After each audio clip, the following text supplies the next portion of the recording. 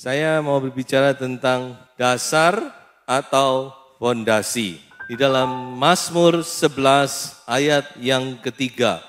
Apabila dasar-dasar dihancurkan, apakah yang dapat dibuat oleh orang benar itu?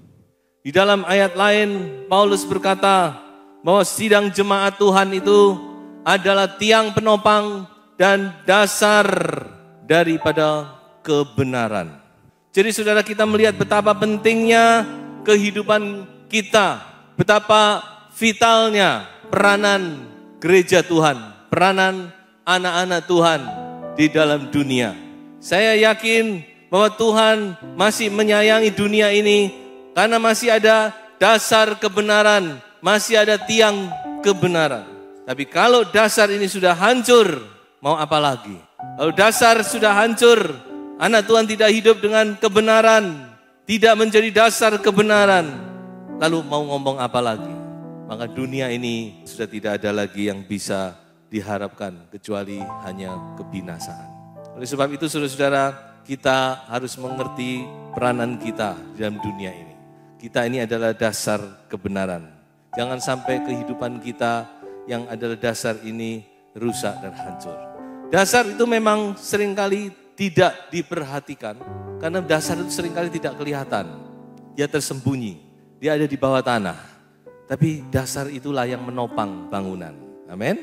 Seberapa megahnya, hebatnya bangunan, kalau dasarnya tidak kuat, kalau kita tahu, kita pasti tidak akan mau tinggal di sana. Kecuali kita nggak tahu.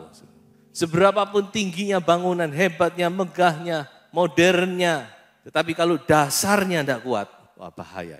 Nah, sebab itu kita akan melihat apa dasar dari kehidupan kekristenan itu. Ada 3 dasar hidup kekristenan yang harus kita ketahui dan kita miliki. Yang pertama adalah iman. Mari kita baca di dalam surat Yudas pasal 1 ayat yang ke-20. Akan tetapi kamu, saudara-saudaraku yang kekasih, bangunlah dirimu sendiri di atas dasar imanmu yang paling suci dan berdoalah dalam Roh Kudus. Bangunlah dirimu sendiri di atas dasar imanmu yang paling suci dan berdoalah dalam Roh Kudus. Jadi jelas sekali bahwa iman itu adalah dasar.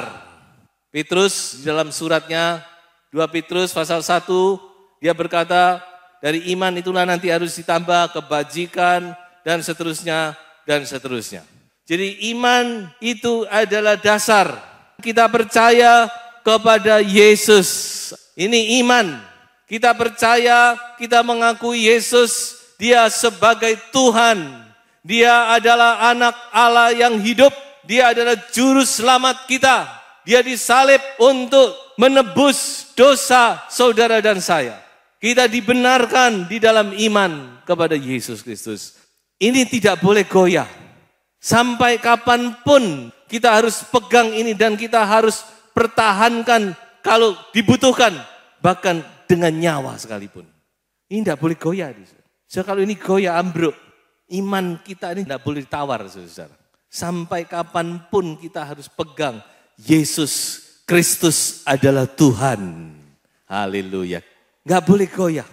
Tapi jangan lupa Yudas berkata apa? Di atas dasar imanmu yang apa? Paling suci. Haleluya. Apa itu paling suci? Paling murni. Suci itu pengertiannya memang luas. Tapi salah satu pengertian suci itu murni, tidak bercampur. Kalau bicara iman semua pasti ngomong saya punya iman, saya percaya Yesus.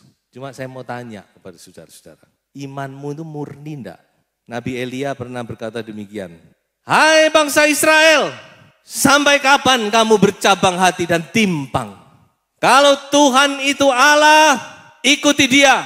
Tapi kalau Baal itu Allah, ikuti dia. Itu Nabi Elia. Saudara. Tuhan tidak senang iman yang campuran. Tuhan paling benci kepercayaan iman yang campur. Makanya Tuhan tantang. Kalau saudara memang yakin sepenuhnya kalau Yesus itu adalah Tuhan, dia adalah Allah, ikuti dengan sepenuh hati. Tapi kalau saudara tidak yakin, jangan percaya Yesus. Nah, buat apa saudara percaya Yesus tapi masih percaya ini, percaya Yesus tapi saudara masih percaya kuasa-kuasa lain. Itu menyakitkan hati Tuhan. Tuhan tidak mau dimadu. Sebab itu saudara kembali kepada iman yang paling suci. Amin. Kembali kepada iman yang murni. Saudara percaya Yesus 100% tidak akan rugi. Dan saudara akan selamat mendapat hidup yang kekal. Tapi kalau saudara campuran, saudara akan rugi besar. Ibadahmu akan sia-sia. Dan jangan-jangan semuanya itu akan berakhir di neraka. Ya, ini sudah bukan zaman kita mau main-main lagi. Tuhan mau kita benar-benar tegas. Elia berkata, kalau Tuhan itu memang Allah, ikuti sepenuh hati. Tapi kalau kamu anggap Baal itu yang Allah, ikuti Baal. Saudara-saudara yang dikasihi Tuhan, firman Tuhan berkata, iman yang paling suci. Apa itu iman yang paling suci? Di dalam 1 Timotius pasal 3 ayat yang ke-9. Ini adalah syarat dari diaken. Melainkan orang yang memelihara rahasia iman dalam hati nurani yang suci. Pengertian lain daripada iman yang paling suci itu bicara tentang hati nurani. Jadi iman itu ada di dalam hati nurani kita dan itu satu rahasia dan hati nurani harus hati nurani yang suci. Kita seringkali lupa dan kita seringkali tidak mengerti, tidak tahu bahwa ternyata iman ini ada hubungan yang erat dengan hati nurani. Mengapa ada orang yang kuat teguh? Karena dia punya hati nurani yang suci. Tapi ada orang yang sepertinya berapi-api, tapi sebentar saja gugur. Karena hati nuraninya tidak suci. Jadi iman dan hati nurani itu sangat erat hubungannya, susah. Paulus punya seorang teman yang bernama Demas. Dia seorang yang gigih.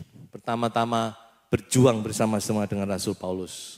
Tapi pada akhirnya, sebelum Paulus menulis suratnya 2 Timotius berkata apa? Demas telah meninggalkan aku karena dia lebih mencintai dunia. Hati-hati ya susah. Iman kita ini sedang dimurnikan. Dengan berbagai cara Tuhan memurnikan, kita harus bersyukur. Karena ini berbahaya sekali sekarang ini. Orang itu bisa goyah. Kalau imannya tidak murni, tidak suci, hati nuraninya tidak suci, itu bisa goyah. Dan bisa kandas. Coba kita baca 1 Timotius pasal 1 ayat 18 dan ayat yang ke-19. Tugas ini kuberikan kepadamu Timotius anakku, sesuai dengan apa yang telah dinubuatkan tentang dirimu, supaya dikuatkan oleh nubuat itu, engkau memperjuangkan perjuangan yang baik dengan iman dan hati nurani yang murni. Ayat 19. Beberapa orang telah menolak hati nuraninya yang murni itu dan karena itu apa? Kandaslah iman mereka. Menolak dimurnikan oleh Tuhan. Akibatnya apa? Iman mereka kandas. Jadi saudara kita harus mengerti bahwa iman itu bukan cuma berdiri sendiri. Tapi iman itu juga berkaitan erat dengan hati nurani yang murni, yang suci. Iman harus dipelihara, dikatakan dalam hati nurani yang suci. Nah, ini adalah iman yang teguh, yang kuat. Sebab itu Rasul Paulus dalam pelayanannya dia pertama-tama selalu menjaga hatinya. Dia selalu perhatikan itu hatinya. Sampai akhir pun dia masih berkata, aku melayani Tuhan dengan hati nurani yang murni. Haleluya. Layani Tuhan dengan hati nurani yang murni, saudara. Tidak ada motivasi lain. Tidak untuk diri kita sendiri. Tapi hanya bagi Dia.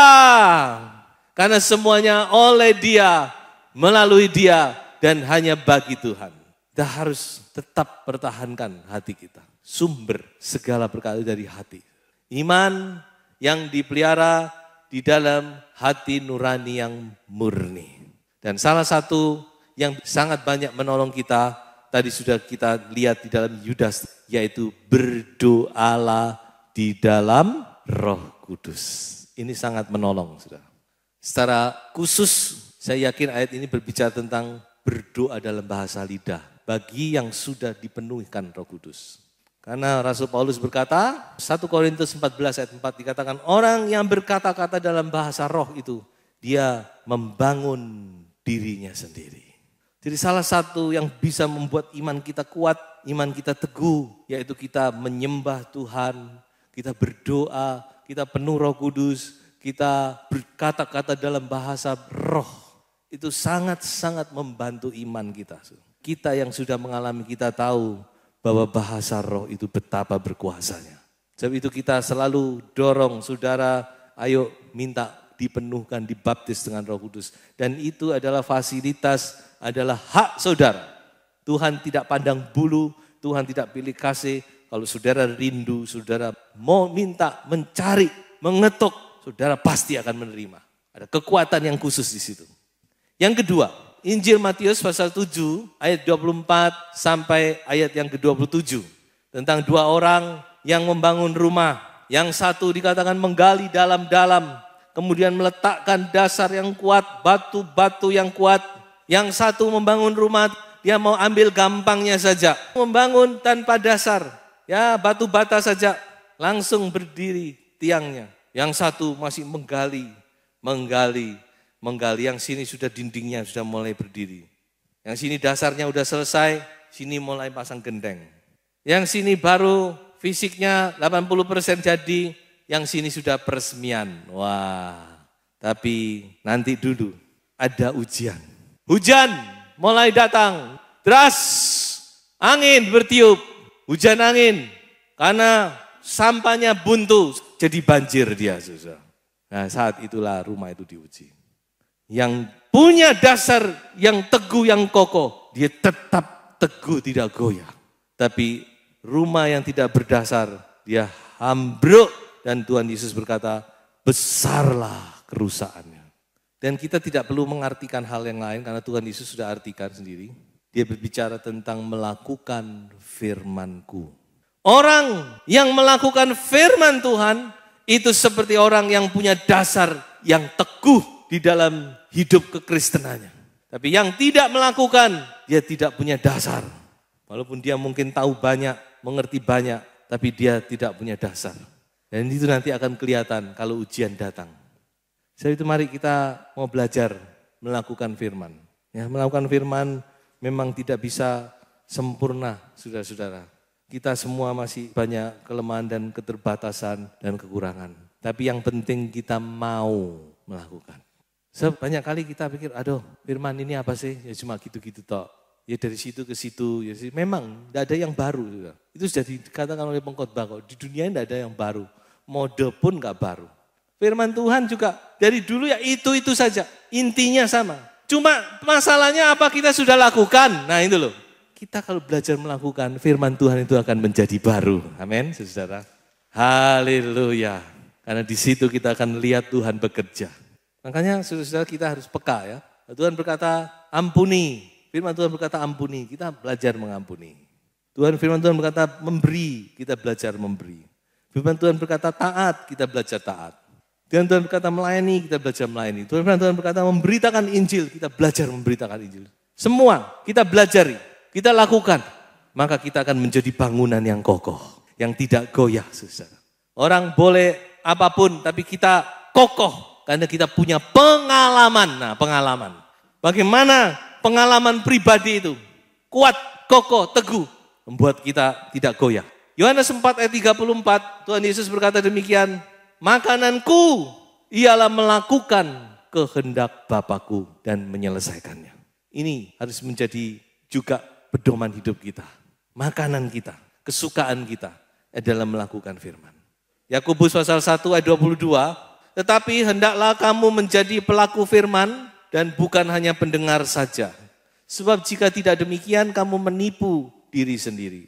Sebab jika seorang hanya mendengar firman saja dan tidak melakukannya, ia adalah seumpama seorang yang sedang mengamat-amati mukanya yang sebenarnya di depan cermin. Baru saja ia memandang dirinya, ia sudah pergi atau ia segera lupa bagaimana rupanya. Tetapi barang siapa meneliti hukum yang sempurna, yaitu hukum yang memerdekakan orang, dan ia bertekun di dalamnya, jadi bukan hanya mendengar untuk melupakannya, tetapi sungguh-sungguh melakukannya, ia akan berbahagia oleh perbuatannya. Haleluya, puji Tuhan. Ya, salah satu itu Esra. Di dalam Esra 7 ayat 10, Esra seorang ahli kitab didatangkan dari Babel, ya, kembali ke Yerusalem. Dikatakan Esra, dia bertekad untuk meneliti, melakukan, dan mengajarkan. Wah, puji Tuhan, ini luar biasa ini. Ini guru, benar-benar guru ini. Mantap ini. Nah, saudara, jadi dasar yang kedua adalah melakukan firman. Ini adalah perbuatan iman. Iman tadi sudah disimpan dalam hati nurani yang paling suci, sekarang dilakukan perbuatan. Dan yang ketiga, apa dasar yang ketiga? Yaitu puji-pujian. Mari kita baca 2 ayat sekaligus. Matius 21 ayat 16. Lalu mereka berkata kepadanya, engkau dengar apa yang dikatakan anak-anak ini? Kata Yesus kepada mereka, aku dengar. Belum pernahkah kamu baca? Dari mulut bayi-bayi dan anak-anak yang menyusu, engkau telah menyediakan puji-pujian. Nah, ayat ini dikutip dari Mazmur pasal 8 ayat yang ketiga. Ini Tuhan mengutip ini. Memang dia mengutip Mazmur, ya. Berbunyi demikian. Dari mulut bayi-bayi dan anak-anak yang menyusu, telah kau letakkan apa? Dasar kekuatan. Karena lawanmu untuk membungkamkan musuh dan pendendam. Di ayat Matius, Yesus berkata, dari mulut bayi-bayi dan anak yang menyusu, engkau menyediakan puji-pujian. Tapi di Mazmur dikatakan, engkau telah meletakkan dasar kekuatan. Jadi jelas sekarang bahwa apa dasar kekuatan yang disebut di dalam Mazmur adalah puji-pujian. Itu adalah dasar kekuatan kita. Yang sering kali kita lupa dan sering kali kita abaikan. Puji-pujian itu apa? Puji-pujian itu sebenarnya adalah pernyataan iman. Jadi Tuhan sedang bicara iman yang tadinya ada di dalam hati kita, itu sekarang kita nyatakan lewat puji-pujian. Dan puji-pujian itu tidak harus nyanyian, ya. Memang salah satu puji-pujian itu bicara tentang nyanyian. Jadi puji-pujian itu adalah pernyataan iman sebenarnya. Iman yang ada di dalam hati kita nyatakan lewat mulut lidah kita. Dan oleh itulah kita dibenarkan. Roma 10 ayat 10. Orang percaya dalam hati mengaku dengan mulut dia dibenarkan. Luar biasa ini, rahasia ini, saudara. Iman itu kita harus juga nyatakan lewat puji-pujian. Apakah itu berupa nyanyian, apakah itu mungkin berupa kata-kata, berupa seruan, berupa pengakuan dan sebagainya. Yang penting kita ngomong, iman, firman diucapkan. Karena puji-pujian yang kita nyanyikan itu semua firman. Jadi saudara, ketika kita mengatakan itu, kita sendiri dikuatkan, orang yang mendengar juga dikuatkan. Lalu mengapa kita perlu ngomong, saudara? Supaya iblis dibungkamkan. Jadi kalau kita ngomong, iblis bungkam. Tapi kalau kita tidak ngomong, apalagi kita bersungut-sungut, iblis yang berkoar-koar, saudara. Nah, ini sudah dinyatakan dalam Ayub, bukan? Kalau sudah baca Ayub, iblis hancurkan hidup Ayub, hartanya, anaknya, dihancurkan semua. Lalu Ayub berkata apa? Aku datang ke dunia dengan telanjang, dan aku akan pulang dengan telanjang. Tuhan yang memberi, Tuhan yang mengambil. Terpujilah nama Tuhan. Dan iblis malu di hadapan Tuhan. Tuhan ngomong, nah sekarang lu lihat lu, gagal bukan? Makanya dikatakan apa? Pujian itu membungkamkan musuh dan pendendam. Siapa musuh kita? Kan iblis dan pendendam. Nah ini iblis itu pendendam. Makanya anak Tuhan gak boleh pendendam. Karena kita bukan anak iblis. Tidak boleh menyimpan dendam. Ya, ada mungkin masih menyimpan dendam. Sudah terima banyak anugerah Tuhan. sudah lepaskan itu. Sakit hati, dendam, amarah, sudah dilepaskan. Dan saudara tahu bahwa semua itu justru mengadakan kebaikan. Jangan pegel ini, pegel itu, tidak bisa lupa. Waduh saudara-saudara, kalau mengingat itu, kita tidak bisa bertumbuh deh. Haleluya. Puji-pujian itu membungkamkan musuh dan pendendam. Kita memuji Tuhan, hati kita terbuka, Roh Kudus turun dan memenuhi hidup kita. Dan kita menjadi kuat, kuasa. Ada kuasa dalam puji-pujian. Haleluya. Ketika kita memuji Tuhan dengan segenap hati, kuasa Allah dinyatakan turun ke atas kita. Paulus dan Silas di tengah-tengah kegelapan, dalam keadaan tubuhnya sudah terluka, tidak bisa berbuat apa, tidak punya pembela di negara asing di Filipi, saudara. Tapi malam itu mereka memuji Tuhan. Oh, sebab Tuhan baik, bahwasanya untuk selama-lamanya kasih setianya. Dia memuji Tuhan, tahanan semua mendengar. Mereka tinggikan, mereka angkat hati mereka dengan puji-pujian di hadapan Tuhan. Dan Tuhan bekerja, Roh Kudus bekerja, menghancurkan segala belenggu, gempa bumi yang dahsyat. Dan malam itu saudara-saudara, kepala penjara bertobat. Ada kuasa saudara, puji-pujian. Coba saudara kalau sumpek, kalau mungkin saudara pun tidak bisa memuji Tuhan, dengar lagu rohani minimal. Sambil memuji Tuhan. Saya yakin Tuhan akan selesaikan semua masalah. Haleluya. Puji-pujian itu ada kuasa, saudara. Yosua pasal 6. Bangsa Israel menghancurkan kota Yeriko. Bukan dengan bom, bukan dengan granat, bukan dengan alat-alat yang canggih apapun. Tapi hanya dengan sorak-sorai.